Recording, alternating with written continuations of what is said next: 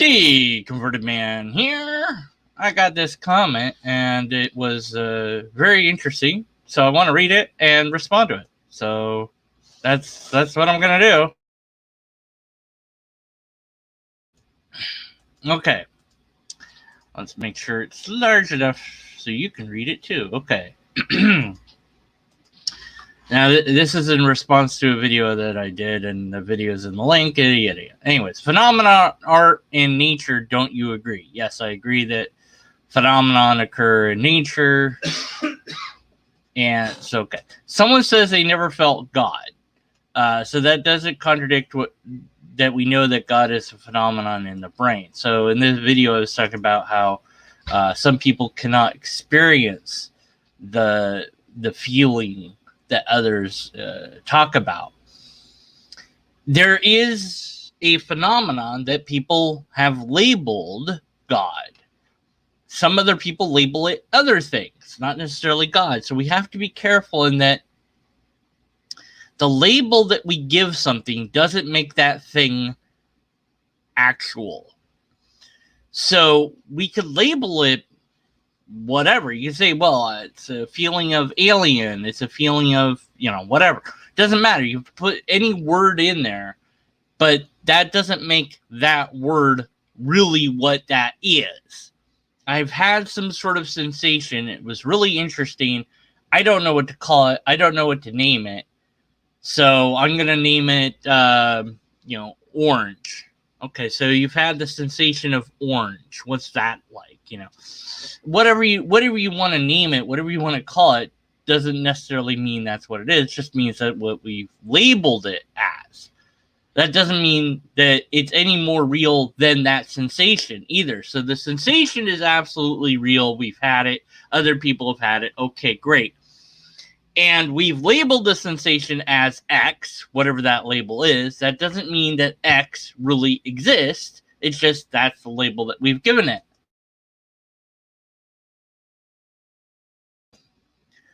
Are some of them not having experiences most people are having? So yes, not everybody can have this experience. So this is in relation to the fact that we know that some brains can experience various phenomenon and other brains cannot experience those phenomenon. This makes sense in nature because of evolution and how different brains evolve in different ways. It doesn't really make sense if you are asserting that there's a God that wants to communicate with humans by using the only thing that by using the brain, by using feelings rather than just conversation. Why wouldn't God speak out loud to us rather than just make us feel this particular sensation, which some of us can't have? Well, maybe you say, well, but some people can't hear either. Well, yes, but then God could make them hear and speak to them in that way, or speak to them some other way that's more direct. Why this rather than something else? Why a sensation in the brain that when we look at it and say, okay, we've been able to replicate that sensation using different techniques. The God helmet is one such technique, but there are others. And so by manipulating, I think it's magnetic waves or whatever, that we can make certain parts of the brain activate. And then for that person, they report, man, this feels like I did when I was that one time, I was at church or whatever. And this reminds me of the sensation of God. This feels exactly like it. So the problem there is we're activating a part of the brain that activates some other times. And the question is, well, what's going on? Is God sometimes activating that part of the brain? Or is it that part of the brain sometimes activates and we associate it with the term, with the idea of God, even though it's just something that our brain can do? And how do we possibly explain that some people have no way of having that, if there is an actual entity that has all these powers and abilities that wants us to know about it, but for whatever reasons, it's not showing us in the same way that other humans show up and say hi. It's not writing us a letter. It's not giving us verbal words. It's not doing any of the things that we would do to introduce ourselves. Instead, it's giving us this feeling, but some people can't even have that. Why would God do that? And then you have to explain that. But then all you're doing is you're making explanations to excuse away what is known. What is known is that some people can have this experience that we've labeled in a certain way. We can also artificially produce that experience. So that means there's a part of our brain that can produce this experience, but that part of the brain doesn't work in the same way in all humans. That's what we know for sure, without any doubt, without questions, whatever other we add on to it. That is the known, because we can show that through demonstrable scientific investigation. The label of it is separate. So let's say there's somebody that doesn't experience fear. Maybe they're the only person that in the entire planet.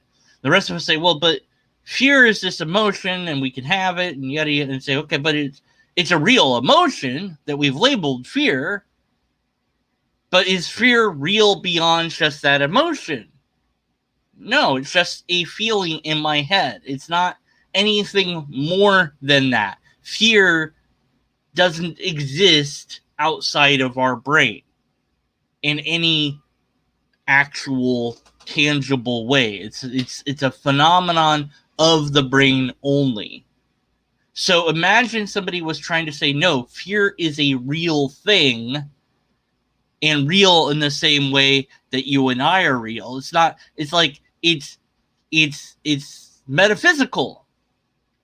It's a metaphysical fear, and that's what it is. It's really real. It's like, look, it's real in the brain, but that's different than being outside of the brain, in the world of physical objects.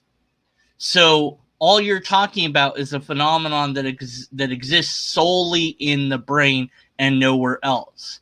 So fear is real in the brain, not real outside of the brain or apart from the brain. It's not like gravity. Gravity exists outside of humans, okay? It doesn't exist just in our minds, okay? So it's not a phenomenon just of the brain. So that's what we're looking at. That's what we're talking about.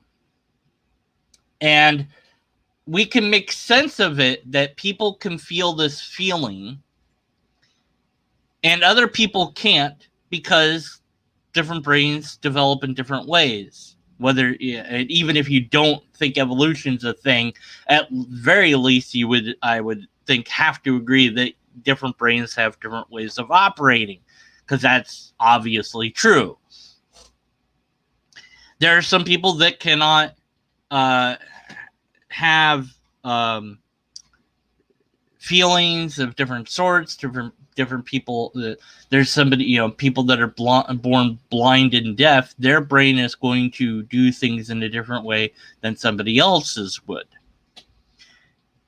And I can say the fact that a human is born without the ability to see or hear, that's pretty messed up. And how do I possibly explain that away by saying there's a loving creator that could have made it in a different way, that could have said, no, I'm not going to allow humans to do that. I'm not going to make them have to go through that.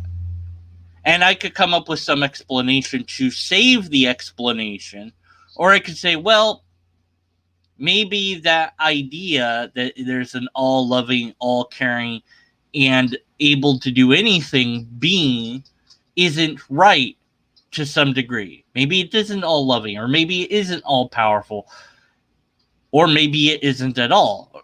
Maybe there's some other explanation, but you know what? Maybe the explanation in and of itself is not yet warranted.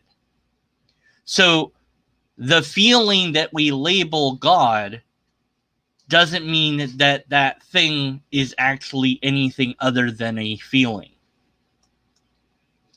Are there people who haven't had deja vu, but at least a couple times in their life? We can talk about some brains not experiencing what others do, and that would just show that a brain, part of their brain isn't functioning the way ours is. Right. Yes, different brains function in different ways. So deja vu is actually interesting because it's understood what's happening. Now, some people do try to make deja vu into this mystical thing, and it is weird when you experience it.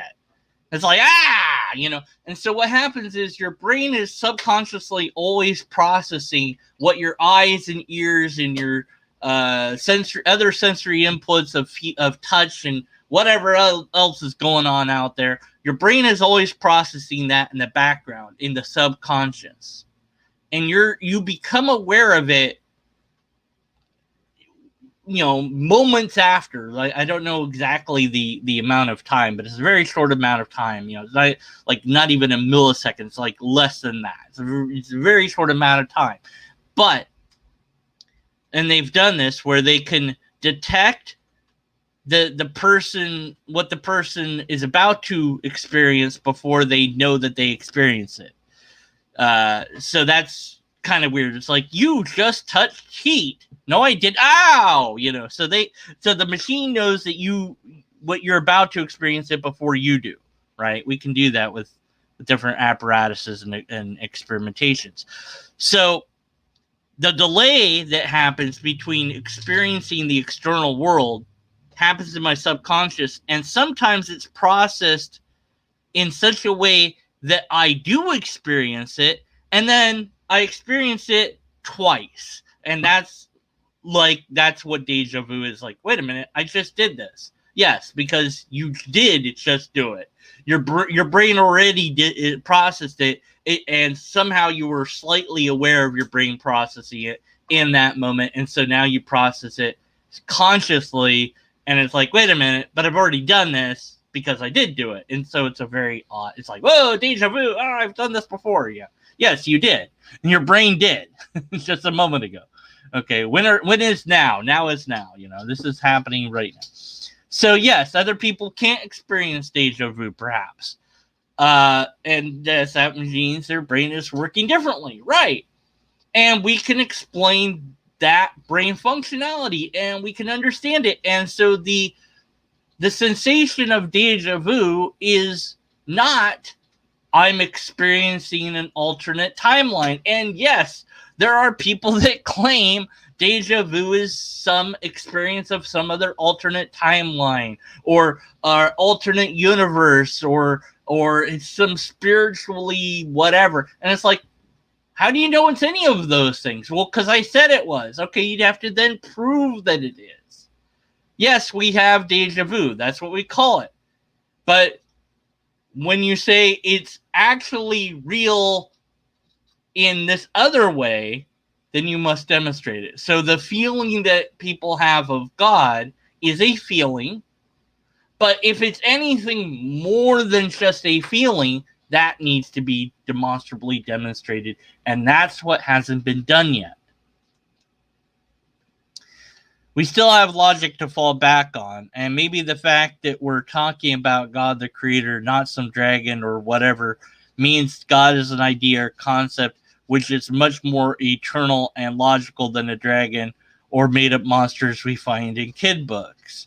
Well, who knows? Dragon, when I think in the video I said, here there be dragons, because old maps used to have that for unknown. People did believe in dragons at one point. Now, how strong that belief is or what that was, who knows? But we didn't codify dragons into religion for whatever reason.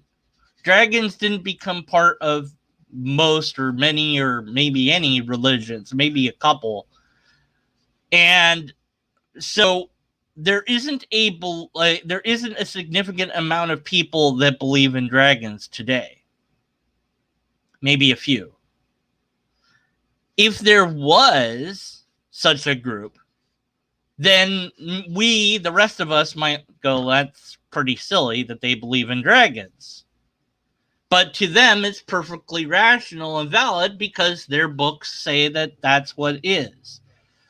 Now, there is what's called the fae folk or the fairies in Ireland.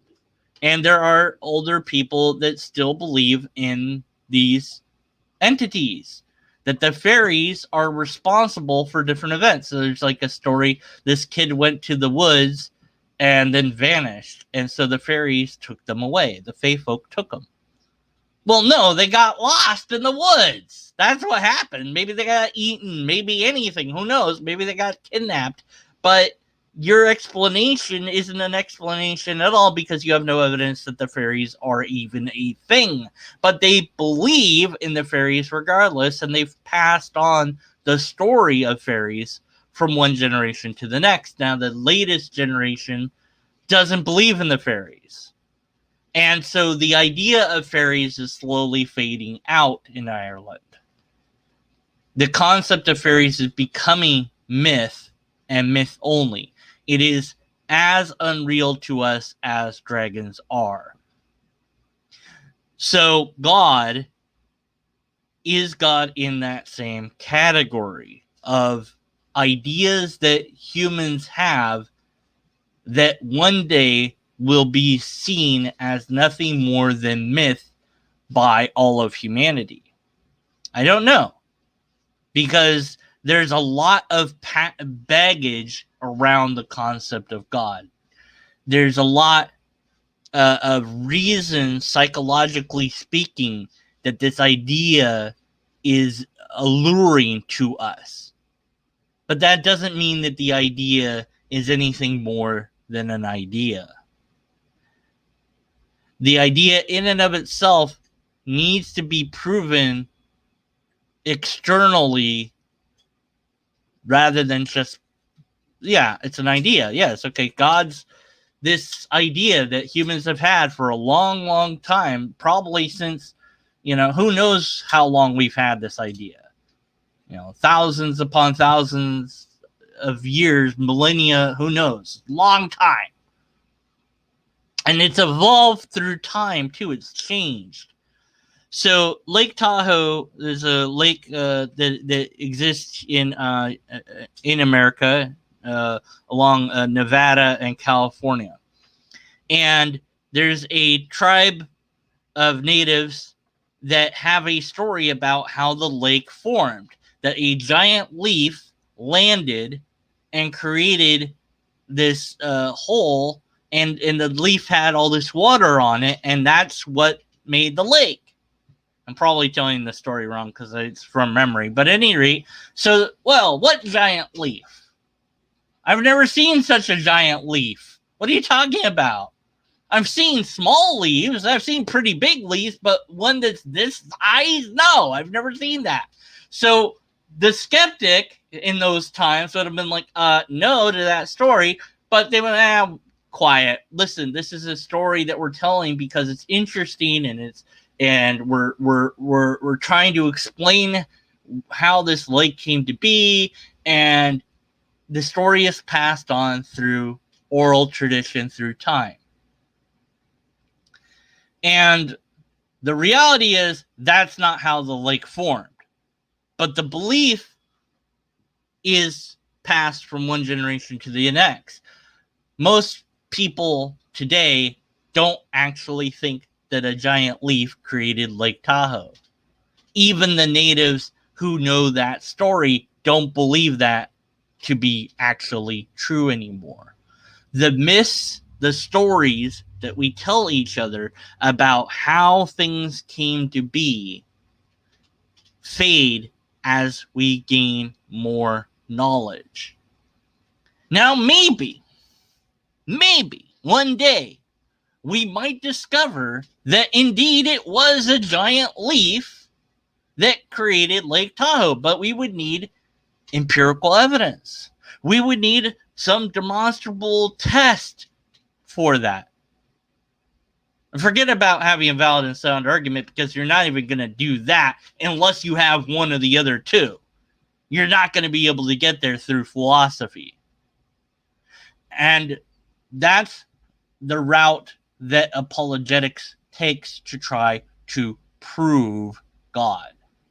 They try to use philosophy, which can only end in bad arguments, to show something being in existence in any significant way other than just in the brain itself.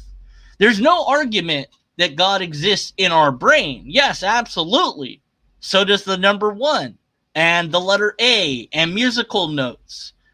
Those all exist in our brain. The triangle, the concept of that, the concept of house. What's a house? Explain a house to me. How are you going to do that? Now, if you try to draw a house, you're no longer drawing house, you're drawing a particular type of house. The universal idea house exists in our brain, but it doesn't exist out there. Only particular types of houses exist. And what makes a thing a house? And it's like, oh, you could drive yourself nuts trying to figure out exactly what makes a thing a thing. What makes a car a car? If I take off a wheel off of my car, does it stop being a car? No, it's still a car. Okay, I take off another wheel. Is it still a car? And I take off all the wheels. Still a car. If I take out the engine of the car, is it car? When does it stop being a car? And this is something that we have problems with, because concepts like car are nebulous. They exist in our brain. And to try to say, we'd have to have some arbitrary point where we say, it's not that anymore. It's not a car yet, or it stopped being a car the moment you did X, and maybe there's no hard X. We just have to say that just to do it, just for the sake of it. It's an alluring idea that there's a creator of all the stuff, because we understand that intuitively. We humans mix stuff. But we mix stuff with stuff that's already here. We don't mix stuff out of nothing. We have to use what's already around us to be able to build anything at all. And we can combine the things that are around us into new things. And we can examine the stuff that's around us to figure out what it is, how it works, and what to do with it. And we then extrapolate that idea and say, well, maybe there's a really, really big thing that's like me that made the universe. And maybe so. But I have no evidence that that's the case. And until I do, I have to be skeptical of the idea. Without the evidence, without the test, all I would have would be philosophy. And philosophy, yeah, you can philosophize about anything, but if you want to give structure to your philosophy, then yes, you need logic. And the logic is used to deduce whether or not an argument has a valid and sound, is valid and sound. So valid being, the structure and the form has to have those things. Otherwise, it's not. And so if it isn't, then you're skeptical of the conclusion. That doesn't mean the conclusion is false, by the way. It just means you suspend judgment one way or the other on the conclusion. Maybe it's true, maybe it's not, you don't know, but you're not going to have either way until somebody fixes the argument. And it's not up to you to fix that argument. It's up to whoever makes the argument to make that argument valid and sound. But you don't even need the argument if you have the empirical evidence or the repeatable test, because it's you have that. You don't need the argument. The argument is to save time. That's the purpose of logic, is kind of, it's a shortcut.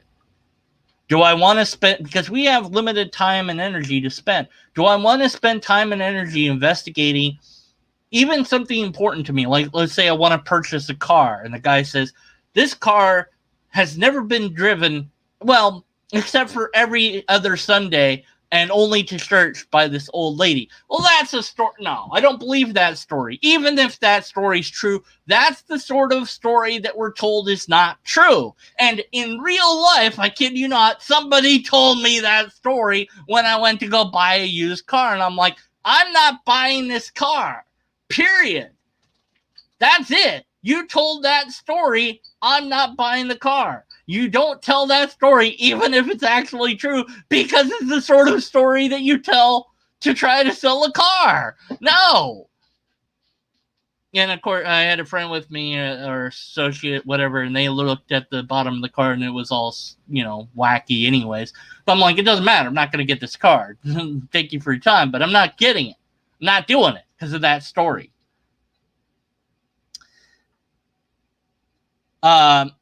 So the story, the idea of God might indeed be stronger than dragons, but it might be in the end that God is nothing more than a dragon. Goblins, ogres, dragons. G-O-D. Maybe God is nothing more than that. I don't know. Because, nobody has shown me what God is or isn't.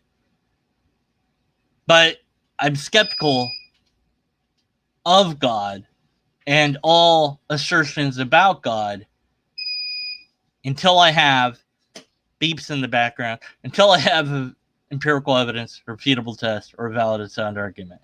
We have to be skeptical of the conclusions. I'm going to kill the thing that's beeping now. Thanks for listening. Leave your comments after this is a video in the comments below. Beep. No, it didn't beep this time. And if you have questions or further follow-up, please let me know.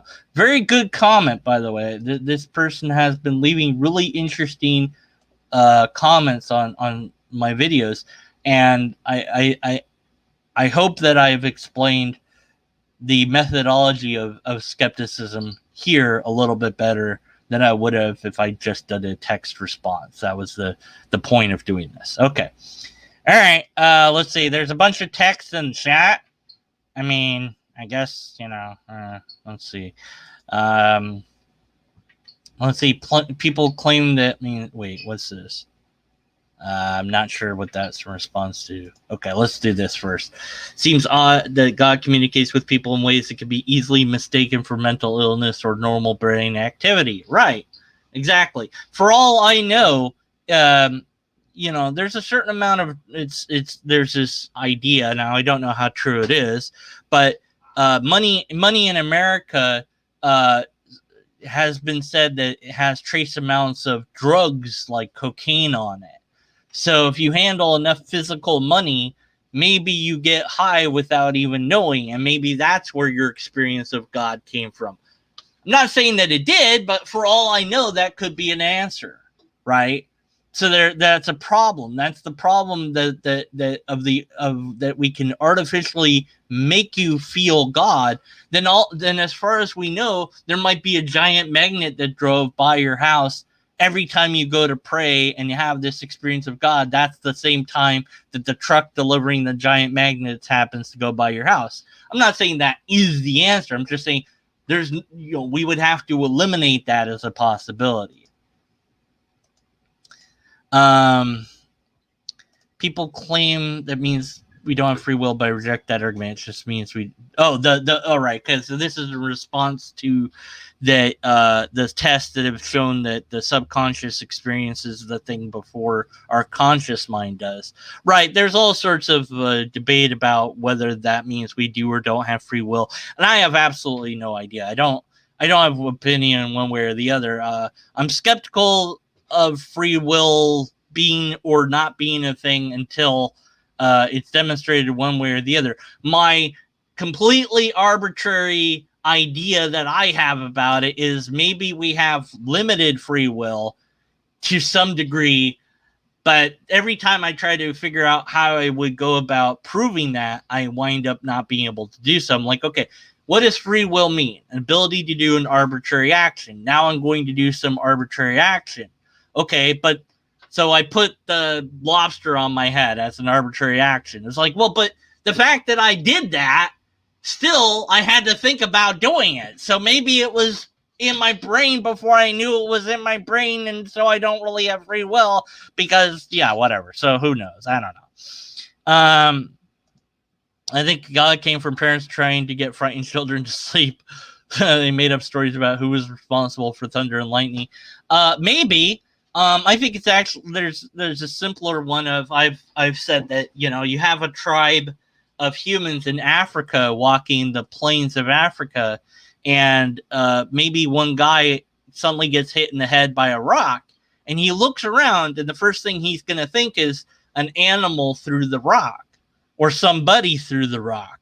But if he finds that there's no animals around, no people around, no trees around, then he's like, well, where did the rock come from? Because he knows that someone threw the rock. Well, he doesn't know that, but that's what he thinks is the case, because that's the only experience he's had with rocks hitting his head has been if people throw them or animals throw them, and sometimes they do.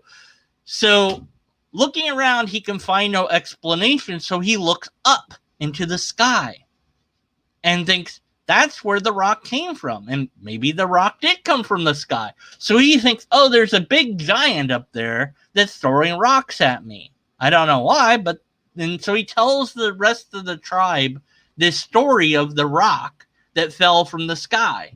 And before you know it, you have a rock throwing god that develops.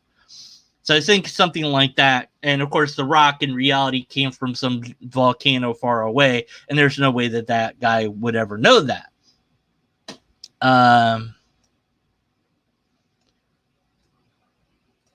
Let's see. On my psych test, they didn't know how to interpret that for house. I sketched a geodesic dome. Right. Yeah. Yeah. It's a difficult concept, isn't it? It's weird, these universals, aren't they? House is a hollow pile of bricks. Well, but no, it could be logs. It could be plastic. It could be concrete. Why does it have to be bricks? It could be a cave. Could be a house. Like, what makes it? What makes it a house? A good story usually sells better than building a quality product does. Yes, sometimes. Yes. Religion fading because we use credit cards more than cash now. Maybe, possibly. I was predestined to say we have free will. It might be. It's possibly. There's all sorts of possibilities out there, and that's why we must be skeptical and apply logic and reason. Now I'm going to apply physical force to the beeping noise. Thanks for listening. Comment in the video once it's a video, and I'll see you and hear from you next time.